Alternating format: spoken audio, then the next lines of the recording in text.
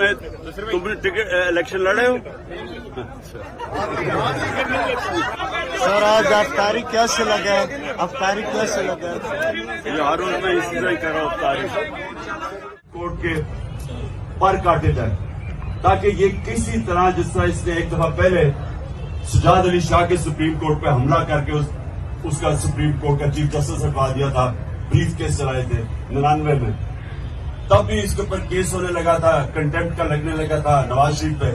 तो इसने क्योंकि अगर कंटेम्प्ट लग जाता डिस्क्वालीफाई हो जाता, इसलिए ने सुप्रीम कोर्ट के ऊपर हमला कर दिया।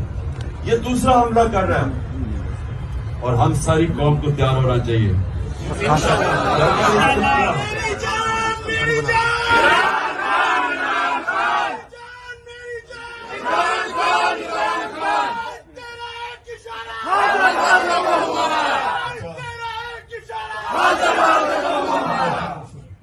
माशाल्लाह बड़ी एनर्जी है, अभी रोजे खोलने से पहले भी इतनी एनर्जी है, तो इसका मतलब कि रोजे के बाद तो और ही एनर्जी आ जाएगी।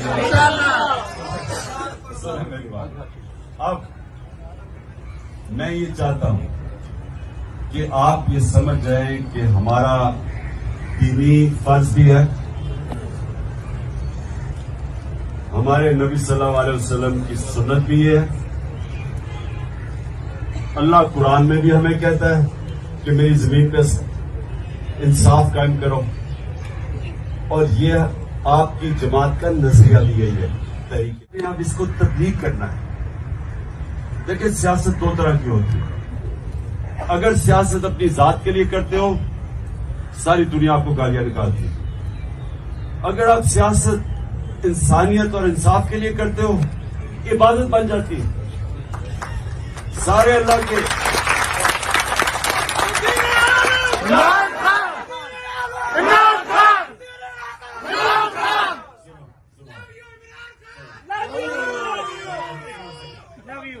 पांच मिनट रह गए, सुन लो मेरी बात। आप देखिए, ये कोशिश हम करेंगे कि आपको जाने से पहले पैम्फलेट्स दे दें, वो मैंने उसको कहा हुआ, उसको तैयार किया। पैम्फलेट से आपने अपने जब इलाकों में जाएंगे तो लोगों को समझाएं ये तबलीग है।